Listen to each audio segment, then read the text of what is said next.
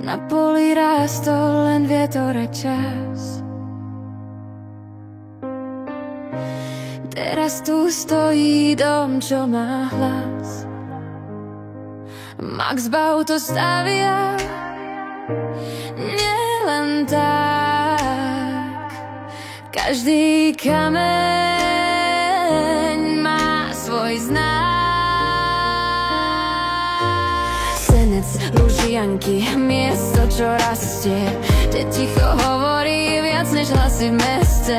Nie, je to len múr a betón, je to domov skutočný tón. Staviame domy, nielen steny, s pocitou istot a túžob ženy.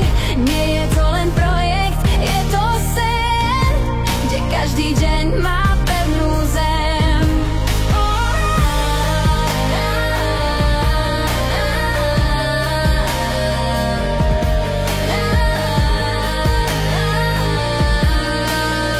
Za každým plánom, za každou dlažbou je Gabriel, človek, čo stojí za Max Bau.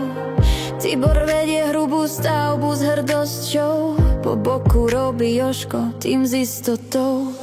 Elektrína v múroch, to je o to, s Ferom v tíme idú rovno na vec, čo to. Zolo s mladým Zolkom, voda teče správne, oni sú tí, čo to držia pevne a slávne. Okno po okne, presne rovno, Amo na to zvláda s rukou zlatou. A keď dlažba spieva v tichu stien, to Slavo kladí ako rytmus len. A z diaľky to sleduje ticho a verne Laco, investor, čo drží to pevne.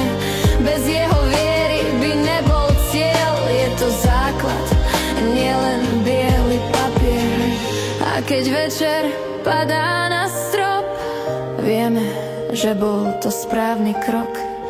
Kúsok po kúsku, dom po dome rastie niečo v nás aj